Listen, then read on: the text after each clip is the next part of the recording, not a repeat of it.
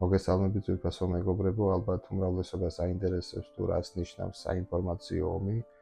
ამას მოკლედ აუცილებლად მოგიყვებით, ხოლო მანამდე არ დაგავიწყდეთ არხის გამოწერა. ტერმინი საინფორმაციო ომი არის ამერიკული კონცეფცია, რომელიც მოიცავს საინფორმაციო ტექნოლოგიების გამოყენებას და მენეჯმენტს. მოწინააღმდეგეზე უპირატესობის მოსაპოვებლად საინფორმაციო ომის შესაძლოა მოიცავდეს ტაქტიკური ინფორმაციის მოპოვებას.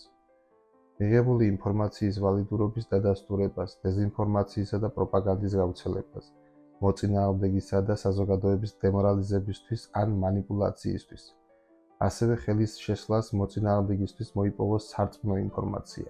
ინფორმაციული ომი მჭიდრო კავშირშია ფსიქოლოგიურ ომთან.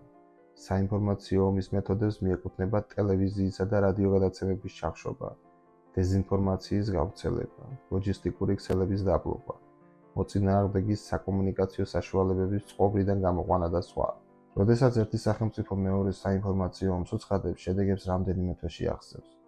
საინფორმაციო ომის დროს ქვეყანა ცდილობს საკუთარ მოსახლეობას არასწორი დამახინჯებული ინფორმაცია მიაწოდოს იმ ქვეყნის და მისი მაცხოვრებლის შესახებ, რომელსაც ებრძვის.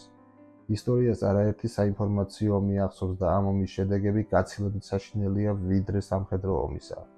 რადგან ომის შემთხვევაში ერთმანეთს მხოლოდ სამხედროები ებრძვიან, ხოლო საინფორმაციო ომი კი ქიმიურს გავს, იწამლება მთელი ერი და მისი შედეგების ლიკვიდაციას 10 წლეულები ჭირდება.